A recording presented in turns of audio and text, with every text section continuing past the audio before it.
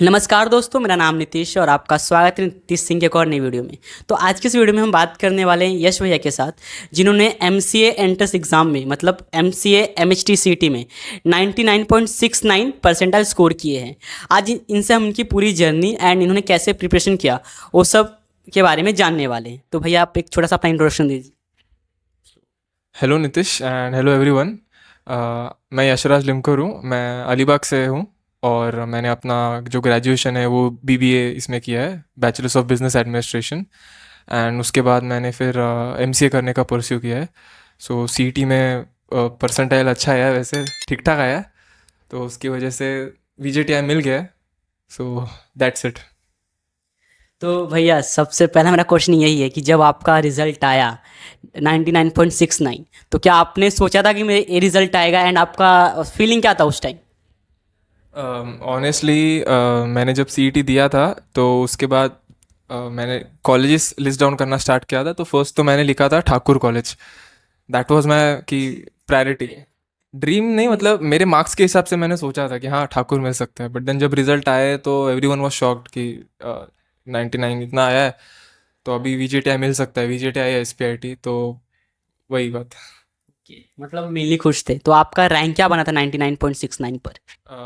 34 था okay, state rank. State rank 34 बना था भैया का। एंड हम बात करें तो आपका बैकग्राउंड क्या था? आपने ब्रीफ में बताया था बीबीए किया है आपने। आप थोड़ा सा और सब पूरा बता सकते हो आपका बैकग्राउंड क्या है स्टडी रिलेटेड, इससे पहले आपने क्या किया है ग्रेजुएशन? इसके पहले मैंने बीबीए ही किया है और बेसिक सा मैंने एक छोटा सा एंटरप्रेन्योरियल स्टार्टअप किया था। तो उसके साथ मैंने ग्रेजुएशन भी किया और फिर मैंने एक इंटर्नशिप करी थी which was in last year. उसके बाद फिर आई थॉट कि okay we should pursue masters. So तब मुझे एग्जैक्टली पता चला था कि एमसीए सीईटी या मास्टर्स का भी सीईटी होता है, पहले पता नहीं था मुझे। तो देन आई थॉट कि okay we should give it a try and उसके बाद फिर मैंने प्रिपरेशन स्टार्ट कर दिया।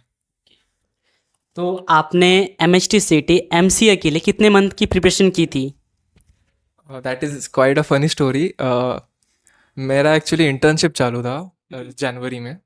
सो 1 मंथ का इंटर्नशिप हुआ वो जनवरी 16 या 18, लाइक 2024 की बात है। तो उसके बाद मैंने देखा कि okay we can give CET and all. तो जनवरी के बाद मार्च 14 को एग्ज़ाम था last year, I guess MCA का। तो I guess it was just 2 months, 2 to 3 months. तो उसी वक्त मैंने डिसाइड किया कि okay we can do it. और 2 या 3 महीने के इससे मैंने हो गया, वो लकीली हो गया अभी। अ, हाँ, बट आपको अगर जेन्यूनली अगर 2 या 3 महीने में अगर करना है अच्छा, तो आपको फिर दिन रात एक करना पड़ेगा। मैंने ऐसे कुछ प्लान किया नहीं था कि इतना घंटा बैठना है उतना घंटा बैठना है। जो है ख़त्म करो सिलेबस फटाफट जितना जल्दी हो, इसीलिए वो 2 3 मंथ में हो पाया आई बिलीव। तो ऐसा आप मत करना, ठीक है? हाँ, आप अच्छे से करना। 8 महीने पहले प्रिपरेशन अच्छे से स्टार्ट करो, 8 8 10 महीने पहले, ताकि आपको एक कंसिस्टेंसी बैठे कि प्रॉब्लम्स कैसे रहते हैं, सॉल्व कैसे रहते हैं, मॉक टेस्ट आप सॉल्व कर सकते हो उस तरीके से। ओके। तो अब ये हम बात करें, आपने 2-3 महीने प्रिपरेशन की एमसीए के लिए, ठीक है, मतलब एकदम डीपली, मतलब एकदम जान लगा के किया रहेगा आपने, तो इतना अच्छा है ऑब्वियसली। तो अभी हम बात करें आपने सब्जेक्ट वाइज कैसे प्रिपेयर किया, जो भी एमसीए के एंट्रेंस एग्जाम में सब्जेक्ट्स पूछे जाते हैं, आपने सब्जेक्ट वाइज कैसे उसको प्रिपेयर किया अपने अप्रोच से? सो मैंने एक्चुअली बीबीए किया है, सो मुझे नॉलेज तो था थोड़ा कंप्यूटर्स का, बट उतना नहीं था। सो मैंने एक एकेडमी ज्वाइन करी थी जहाँ पे चारों सब्जेक्ट्स, चार आई गेस पेपर थे। One is logical reasoning, maths, then एक था कंप्यूटर्स एंड देन इंग्लिश। तो ये चार सब्जेक्ट्स की होती है सीईटी। तो उसमें मुझे सबसे ज़्यादा जो एकेडमी से हेल्प मिला था वो मैथ्स और कंप्यूटर्स के लिए था, क्योंकि लॉजिकल रीजनिंग की मैंने बुक भी खरीदी थी तो उससे मेरा हो गया था ऑलमोस्ट। बट कंप्यूटर्स का कैसे था, उसमें लाइक एल्गोरिथम्स थे, सी के कोड थे, वो सब समझना थोड़ा टफ था मुझे। तो वो सब मैं एकेडमी के कोर्स लेके सॉर्ट आउट कर लिया था। ओके, ये की तभी मतलब आपको कहीं बाहर चला जाना जाना रहा या तबीयत खराब हो गया, कोई फैमिली फंक्शन रहा, तो चीज़ें छूट जाती है क्लासेस से, आज ऑनलाइन कर रहे हो आप, तो आपने उसको कैसे हैंडल किया? ऑनेस्टली आपको अगर सच्ची में करना है कुछ तो छोड़ दो वो सब चीज़ें। मेरे दोस्त भी एक पॉइंट पे थोड़े स्ट्रेस्ड आउट हो गए थे क्योंकि मैं घर से निकलता ही नहीं था। क्योंकि सिलेबस बहुत था ना कवर करने को। बेसिकली मैथ्स का सिलेबस बहुत था सीईटी के लिए। लॉजिकल हो जाता है, इंग्लिश भी हो जाता है, और इनफैक्ट आप अच्छे से अगर टाइम दो कन्वर्जन और डेसिमल और वो सब कंप्यूटर्स में जो है आप रिलेट कर पाओगे एमसीए का जो सिलेबस है, तो वो सब हो जाता है। बट व्हाट मैटर्स इज कि मैथ्स तुम्हारा निकलता है क्या, क्योंकि 15 से 20 क्वेश्चंस आपके मैथ्स के निकलने चाहिए। तो उसको अगर आपको निकालना है तो आपको डेली का बहुत टाइम देना पड़ता है। तो मैनेज मतलब क्या, अभी मैं तो जाता ही नहीं था कहीं पे, क्योंकि एंडिंग का टाइम था वो 1-2 महीना। मैं बोला कहीं पे बाहर ही नहीं निकलना है, बस मैं निकलता था टहलने, क्योंकि कैसे थोड़ा माइंड फ्रेश होना चाहिए और वो सब। But it's advisable to just focus on your things for just 1 to 2 months, क्योंकि वो फिर आपको हेल्प करता है ना बाद में। तो मेनली ये है कि ट्राई करो, तुम नहीं जाओ तो अच्छा है, जब प्रिपेयर कर रहे हो तो ठीक है। भैया का उतना कुछ एक्सपीरियंस था नहीं क्योंकि निकलते नहीं थे घर से, तो जो उनका आंसर था ठीक है। कोशिश करो कि तुम जा ही मत। ठीक है, तो अभी हम बात करें कि अगर हम ऑनलाइन कोई प्रिपेयर कर रहा है या ऑफलाइन प्रिपेयर कर रहा है, तो फ्री रिसोर्सेज क्या है, या कोई ऐसा आपका कोई एक्सपीरियंस कि कहाँ से प्रिपेयर कर सकते हैं अच्छा एमसी के लिए करना है। ओके, सो मैंने बहुत सारे फ्री रिसोर्सेज ढूंढे थे ऑनलाइन, और मुझे एग्जैक्टली अभी याद नहीं है, बट आपको बहुत अच्छी यूट्यूब पे लॉजिकल रीजनिंग पे प्लेलिस्ट मिलेगी। आप कोई भी उठा लो, लाइक 60 से 120 150 वीडियोस रहते हैं, बहुत सारे क्रिएटर्स ने डाले। Thank you to all of them because of that, क्योंकि वो फटाफट वो जो कंसेप्ट है हम लोग सीख पाते हैं। हम ऐसे डायरेक्टली उनको सपोर्ट नहीं कर सकते, but we can just contribute them liking their videos और subscribing their channel. So logical reasoning के हुए, फिर कंप्यूटर के हुए। एंड कंप्यूटर का एक्चुअली कैसा था, कंप्यूटर का मैंने एकेडमी से सीखा था। ठीक है, वहाँ पे जो सर थे वो बहुत अच्छा पढ़ाने के। एंड ऑनलाइन फ्री रिसोर्सेज बोले तो 2-3 ब्लॉग्स है, ठीक है, जहाँ पे मुझे नोट्स मिले। वेर मैं नीतीश को दे दूंगा, he will put in the हाँ, लिंक्स, ठीक है। डिस्क्रिप्शन में मिल जाएगा तुमको हाँ, वीडियो। मैं दे देता हूँ। तो वहाँ पे कैसे ना, उन लोगों ने शॉर्ट में जो फॉर्मूले हैं या जो भी क्रक्स है कंसेप्ट का, वो सब उन्होंने शॉर्ट में एक्सप्लेन किया हुआ है।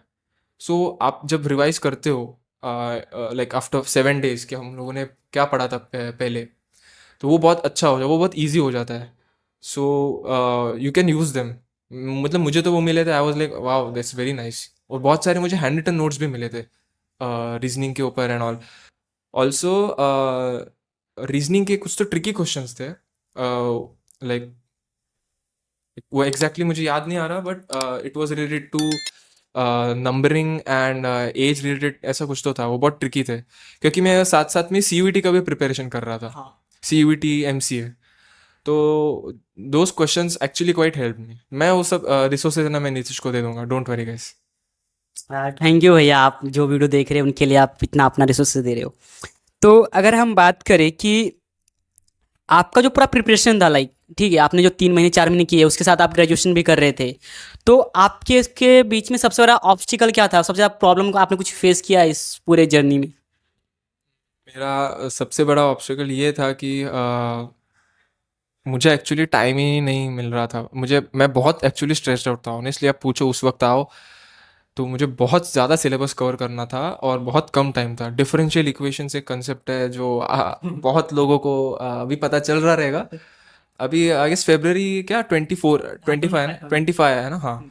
तो आज आज से अभी आई गेस 20-25 दिन में सीईटी हो जाएगा आपका एमसीए का। तो डिफरेंशियल इक्वेशंस जैसा टॉपिक है, वो आप कैसे कवर करते हो, या ऐसे जो टफ कंसेप्ट्स है, तो उसके लिए आपको प्रीवियस ईयर क्वेश्चंस आप उठा रहे हो, तो वो आपको रेगुलरली प्रैक्टिस करना है और देखना है कि उनमें पैटर्न कौन सा है। तो वो जनरली आप करो, and that is quite advisable. And उसके साथ आप ये भी एक माइंड में रखो कि अगर आप इस टाइप के क्वेश्चन सॉल्व कर रहे हो तो आप उसी पैटर्न के और कौन से क्वेश्चन सॉल्व कर सकते हो। मतलब don't just be limited to CET papers, check out other CUET, sorry CET papers, check out other CUET paper as well. CUET nationalized exam होता है, तो उसमें थोड़ी लेवल ज़्यादा होती है, तो आप अगर उधर भी ट्राई करते हो जस्ट पेपर सॉल्विंग का, तो आपको एक अंदाज़ा लग जाता है कि क्वेश्चंस कैसे होते हैं जनरली। सीईटी केस कैसे कि सीईटी में कैसे होता है, यू हैव टू क्वेश्चन का लेवल मॉडरेट होता है and you have to get more correct out of them, ऐसा होता है। क्वेश्चंस की लेवल उतनी नहीं होती है बट हाँ मॉडरेट होती है, so you have to prepare according to that. Okay. तो जैसे आपने बताया कि आपको बिल्कुल टाइम नहीं मिल रहा था, तो आप ग्रेजुएशन भी कर रहे थे, साथ साथ एमसीए की प्रिपरेशन कर रहे थे, तो आपने कैसे टाइम मैनेज किया अपना, लाइक कुछ ट्रिक्स टाइम मैनेज करने का या जो आपने किया रहेगा लाइक? मैंने अभी आपको बता दिया टाइम मैनेज था, तो मैं तो वही मतलब सुबह उठ के खाना खाओ, नाश्ता करो, बैठ जाओ, फिर दोपहर जब तक होती नहीं है तब तक करते रहो, और अपना डिसाइडेड एक टॉपिक रखो उस दिन का, मुझे ये करना ही करना है, और उसके बाद भी अगर आपको टाइम मिल रहा है तो वो भी यूटिलाइज करो। मतलब जस्ट डोंट गेट ब्रेन क्या बोलते हैं, सोचते ही मतलब अप्लाई करो। बर्नआउट। हाँ, हाँ। बर्नआउट मत हो, ठीक है। मतलब अभी दिन भर बैठना है तो ये नहीं कि बस पढ़ते ही रहना है, पढ़ते like change the rhythm of the study. कि मान लो आपने 4 घंटा मैथ्स पढ़ लिया, ठीक है, तो बाद में कुछ लॉजिकल के वीडियोस देख लो, ठीक है। जनरली कैसे होता है, हम लोग फ़ोन पे देखते वीडियोस, बहुत लोग के पास लैपटॉप नहीं होता, तो मेरे बहुत सारे फ्रेंड्स थे जिनके पास नहीं था उस वक्त, तो वो लोग फ़ोन से ही प्रिपेयर कर रहे थे।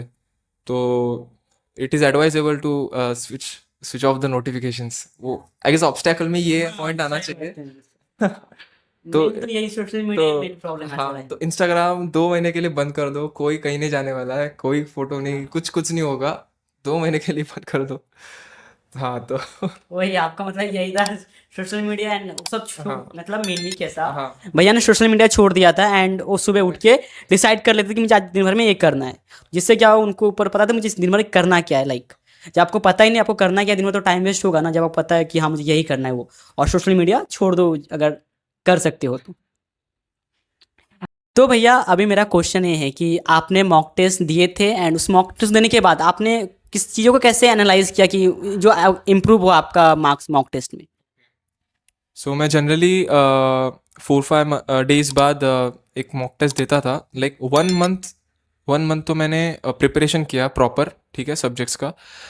एंड देन उसके बाद मैं रेगुलरली चेक करता था, 3-4 डेज के बाद एक मॉक टेस्ट देता था रात को, लाइक फ्रॉम खाना खाने के बाद 9 to 12, 3 घंटा 1.5 घंटा या 2 घंटे का पेपर था, तो I used to give 2 mock test in that time. तो उससे क्या होता है कि आपको आप कितने पानी में होना वो पता चलता है, ठीक है। एक दिन आप दोगे तो आप इतना डिमोटिवेटेड हो जाओगे कि क्या चल रहा है, हो ही नहीं रहा, मतलब कितना 200 मार्क का पेपर है, आपको 70 मिल रहा है, 60 मिल रहा है, पहले पहले ऐसे ही होने का। फिर मैं रेगुलरली देने लगा, तो फिर एक पैटर्न बन गया कि ओके इस क्वेश्चन को कैसे सॉल्व करना है, क्या क्या स्ट्रेटेजी अप्लाई करनी है। और मैथ्स में जनरली बताऊं, आपको ट्रिक्स ही चाहिए। आप रेगुलर बस पढ़ रहे हो कहीं से नहीं होगा। Time time is the key, time is king, like in this time exam. Exam हाँ, में टाइम कैसे बचाने से ट्रिक्स मैथ और का। वो चीज़ आपको मॉक टेस्ट देके ही समझेगी, ठीक है। वो उसका आप अच्छे से ध्यान रखना। और एंडिंग में तो मैंने रोज़ मॉक टेस्ट देना स्टार्ट किया था, रोज़, मतलब मेरे कितने भी मार्क्स आने, तो पहले आने के 60, फिर मे बी कल दिया मैंने तो 150, 100। हाँ, वो अगर पेपर इजी हो, जो मैंने एक टेस्ट सीरीज भी लिया था, तो मैं 2-3 टेस्ट सीरीज के साथ खेलता था कि इसमें कितना आ रहा है, उसमें कितना आ रहा है, तो समझने का कि मेरा लेवल कितना है actually. So that help me. Okay. तो अगर आपने बोला कि से आप जब मॉक देते थे कभी 60 आ गया कभी 70 भी आ जाते थे, लाइक पेपर के लेवल पे डिपेंड करता है, ठीक है। तो मेरा क्वेश्चन है आपसे कि आपको एग्जाम में कितना आया था, लाइक आपने मॉक टेस्ट जब आप रियल एग्जाम दे के आए थे तो उसमें आपके मार्क्स कितने बने थे? एग्जैक्टली तो आई गेस 142 ऐसा कुछ तो था स्कोर, बट बाद में सीईटी सर ने सर्कुलर डाला था फिर से, जिसमें उन्होंने 2-3 क्वेश्चंस और बढ़ाए थे। तो एग्जैक्टली मुझे याद नहीं है कितने आए, बट 140 प्लस 50 के रेंज के वन, बीच में हाँ थे। हाँ, उसमें ही थे। चलिए।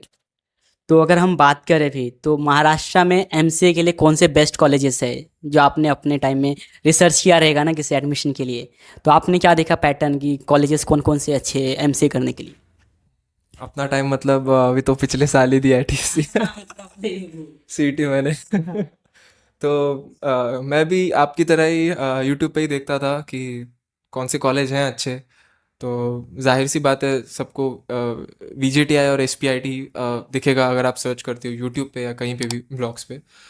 सो मतलब यही टॉप कॉलेज है जितना जितना मुझे पता है। और मतलब मेरे लिस्ट पे पहले तो भैया ने बता ही दिया कि SPIT VGTI एंड एक टॉप कॉलेज भी उनको रिसर्च में पता चला, वो है भी, कोई शक की बात नहीं। थर्ड VSIT भी है, विवेकानंद, वो भी थर्ड में आता है, वो भी अच्छा है। हाँ। तो भैया हम बात करें तो आपका कॉलेज लाइफ कैसा जा रहा है VGTI में? कॉलेज लाइफ तो अच्छा जा रहा है। सेम 1 हो गया है अभी। और कॉलेज में तो मतलब पहले पहले लगा था कि कैसे अडेप्ट होऊंगा यहाँ पे, क्योंकि मैं तो BBA बैकग्राउंड से हूँ और अभी directly expose to computers MCA। पहले 1 महीना तो मुझे बहुत टफ गया था, क्योंकि ये सब जो सब्जेक्ट्स थे ये सब देख के आई वाज लाइक कि रो होगा कि नहीं, but then I was like नहीं, हो जाएगा। यहाँ पे फिर यहाँ पे लोग भी अच्छे थे, दोस्त भी मिले जो बहुत सपोर्टिव है, जो जो हेल्प करते हैं कि कुछ समझा नहीं तो एक्सप्लेन कर दिया, तो दैट इज़ वेरी नाइस। यहाँ का जो कल्चर है वो ऐसा सपोर्टिव है, दे आर नॉट इनक्लोज्ड कि हाँ कंपटीशन है, कंपटीशन होती है, हेल्दी कंपटीशन सब जगह होती है, बट ऐसा कोई एकदम कट थ्रोट वाला नहीं है कि नहीं मुझे आता है तो मैं बताऊंगा ही नहीं, वो सब नहीं है, बट लाइक हेल्दी ऑडियंस है यहाँ पे। तो आपने कॉलेज का बता दिया, अभी आपका हॉस्टल लाइफ कैसा जा रहा है VGTI में? हॉस्टल लाइफ तो actually everyone should I'll recommend this, everyone should once in a life have hostel life, क्योंकि फिर वो टाइम आपका ज़िंदगी में आने नहीं वाला है, ठीक है। और जो आप मस्ती, वो आप मज़े करोगे इसी इसी टाइम में हॉस्टल में, वो आप कभी कभी नहीं कर सकते। आप अकेले भी रहोगे कहीं पे जॉब जॉब करते वक्त, मतलब कॉलेज से निकलने के बाद, या फिर आप अभी भी मतलब घर से आ रहे हो कॉलेज, लाइक तो हॉस्टल में रहने का एक अलग मज़ा होता है। आपको पता है कि एक एक फ्लोर पे आपका अलग अलग घर है, आप जाते हो किसी के भी रूम में, आपका किसी के में मतलब किसी के में नहीं जाना है। आपके जो है, हाँ, आप अभी तो क्या सब लोग ही फैमिली हो गया है, मतलब एक दिन इसके रूम पे चले गए पढ़ने, ऐसी रात को 1 बजे क्या क्या कर रहे हैं क्या, तो कोई कोई कभी कोई लोग हाँ रेड मारने आ जाते हैं रूम पे, वो बहुत मज़े होते हैं। तो एक्चुअली मोर मुझे चाहिए भी था कि मैं एक बार हॉस्टल लाइफ जियूँ, तो this is actually I am living it. And actually I am telling you, CET हो गया, VGTI हो गया, but living a hostel life is much more, मजा आने लगा। हाँ वो ज़्यादा मज़ा है अपार्ट फ्रॉम कॉलेज। कॉलेज तो बहुत ही अच्छा है, बट या हॉस्टल लाइफ अच्छी है। या ठीक है, तो अभी हम बात करें लाइक आपके फैमिली एंड फ्रेंड्स का रिएक्शन क्या था, लाइक 99 सुन के लगता है कैसा है, तो मतलब नॉर्मली तो नहीं आता है सबका, बट कैसा रिएक्शन क्या था आपके दोस्तों का एंड आपकी फैमिली का? मेरी फैमिली तो छोड़ो, मैं खुद शॉक्ड हो गया था। मैंने एक्चुअली मेरे फैमिली को ही बोला था कि देखो आप ही रिज़ल्ट चेक कर लो, तो अ, मैं मुझे देखना नहीं था रिज़ल्ट, क्योंकि आई गेस MBA का रिज़ल्ट आया था पहले, मुझे याद नहीं है अभी, किसी का तो एक एग्ज़ाम का रिज़ल्ट पहले आया था, तो आई वाज लाइक कि नहीं यार, अभी 2-3 एग्ज़ाम मेरे ऐसे गए थे, तो आई वाज लाइक अभी फैमिली ही देखेगी। तो फैमिली ने देखा तो उन्होंने दे वर लाइक रिज़ल्ट आया है, तो एवरीवन वाज क्वाइट शॉक्ड कि हाँ। तो अभी हम ऐसा लास्ट पार्ट पे हम कि आप जो अभी MCA की प्रिपरेशन कर रहे हैं एंड जो अभी कॉलेज है या उसके बाद कॉलेज की रिसर्च कर रहे हैं VGTI के बारे में, तो आप उनको क्या टिप देना चाहोगे एग्ज़ाम और साथ में कॉलेज लाइफ के लिए? शॉर्ट शॉर्ट में अभी एग्जाम अपना अपना ऑनेस्टी बता देता हूँ जो मैं मुझे लगता है, जितना जल्द हो सके आप अपना प्रिपरेशन स्टार्ट करो, ठीक है, ताकि आप टाइम मैनेज करो। देखो time management is the key in CET। आपको क्वेश्चंस आएंगे।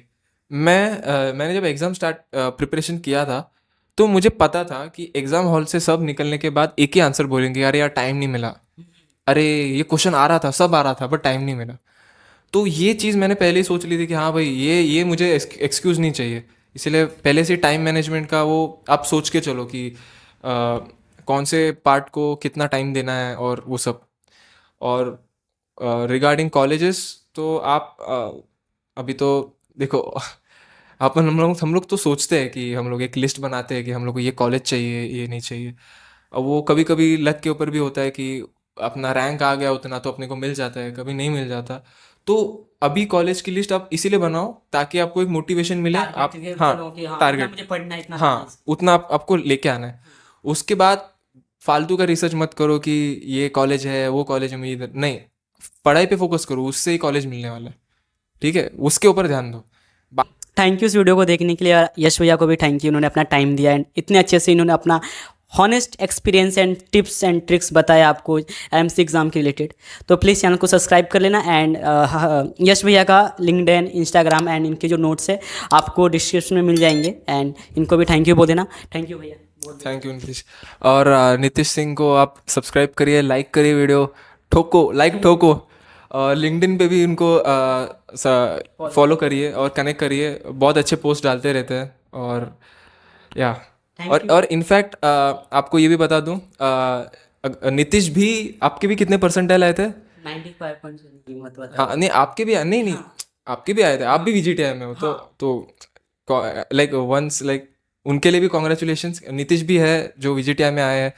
आई डोंट थिंक किसी ने नीतीश का भी इंटरव्यू ले रहा है, मैं इसे इंटरव्यू नहीं ले रहा, बट एक बस लास्ट क्वेश्चन पूछ रहा हूँ अभी तो, क्या हाँ। ये हो रहा है, आप ये डाल देना वैसे। प्लीज चलेगा।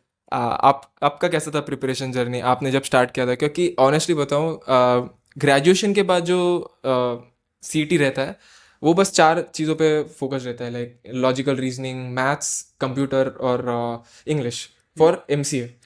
But cracking BTech from VGTI is quite tough. So what was your experience? That is what also people want to know. तो देखो भैया ने पूछ ही लिया तो मैं बता देता हूँ मेरा एक्सपीरियंस कैसा था। मेरा जर्नी बहुत ऊपर नीचे का था। तो मैंने एक कोचिंग ज्वाइन कर ली थी, वहाँ से हम लोग कर रहे थे, but because of my language barrier, I am from Hindi medium background, pure Hindi medium.